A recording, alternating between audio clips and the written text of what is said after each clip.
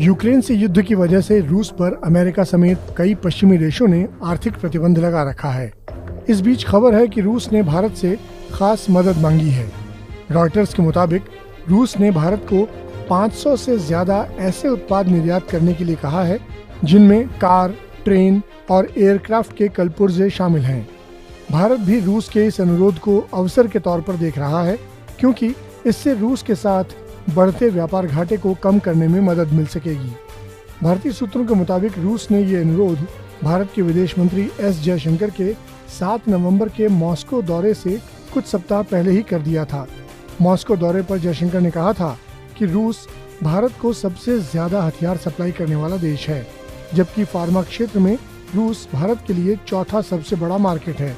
लेकिन हाल ही में भारत की ओर से रूस से बड़े पैमाने पर कच्चा तेल, कोयला और फर्टिलाइजर की खरीद के बाद व्यापार संतुलन बिगड़ गया। इसलिए भारत चाहता है कि दोनों देशों के बीच संतुलित द्विपक्षीय व्यापार हो। रूस की ओर से भेजी गई लिस्ट में कार इंजन के पार्ट्स जैसे पिस्टन और तेल पंप जैसी चीजें शामिल हैं। वहीं अन्य प्रोडक्ट्स में एयरक्राफ्ट और हेलीकॉप्टर के पार्ट्स जैसे लैंडिंग गियर, फ्यूल सिस्टम, संचार सिस्टम, आग बुझाने वाले इक्विपमेंट और विमान के चक्के शामिल हैं। कच्चे माल वाली लिस्ट में paper bag, customer packaging bag और कपड़ा बनाने वाले सामान शामिल हैं।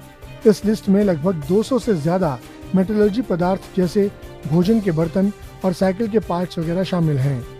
भारत ने 24 फरवरी से 20 नवंबर 2022 के बीच 29 अरब डॉलर का आयात किया है, जो पिछले साल इसी अवधि के लिए 6 अरब डॉलर के आयात की तुलना में 5 गुना अधिक है। इसी अवधि में भारत ने सिर्फ 1.9 अरब डॉलर का निर्यात किया है, जबकि पिछले साल ये आंकड़ा 2.4 अरब डॉलर था। सरकारी सूत्रों के मुताबिक रूस के अनुरोध पैकेज से भारत का निर्यात अगले कुछ महीनों में 10 अरब डॉलर पार होने की उम्मीद है, जिससे व्यापार घाटे को कम करने में मदद मिलेगी।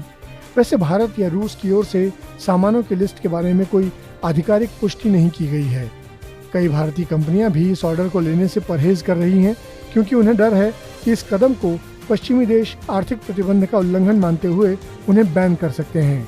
भारत कई मामलों में पश्चिमी देशों की ओर से लगाए गए प्रतिबंधों से खुद को अलग मानता रहा है। फरवरी से चल रहे रूस और यूक्रेन युद्ध के बावजूद भी भारत की ओर से रूसी कच्चे तेल की आयात में काफी बढ़ोतरी हुई है। इस वीडियो पर आपकी क्या प्रतिक्रिया है? कमेंट सेक्शन में हमें जरूर बताएं। साथ ही देश और दुनिया की खबरों के लिए सब्सक्राइब करें आज तक। त्योहार है चुनाव का, गहराई से सोचिएगा। जिंदाबाद जिंदाबाद के शोर से बचिएगा। करेंगे चुनाव के हर छोटे बड़े पहलू पर बात। देखिए दिन और रात क्या कहता है गुजरात, सिर्फ आज तक डिजिटल पर। सोशल मीडिया पर लिखिए #क्या कहता है गुजरात और देखिए हमारे ये शो।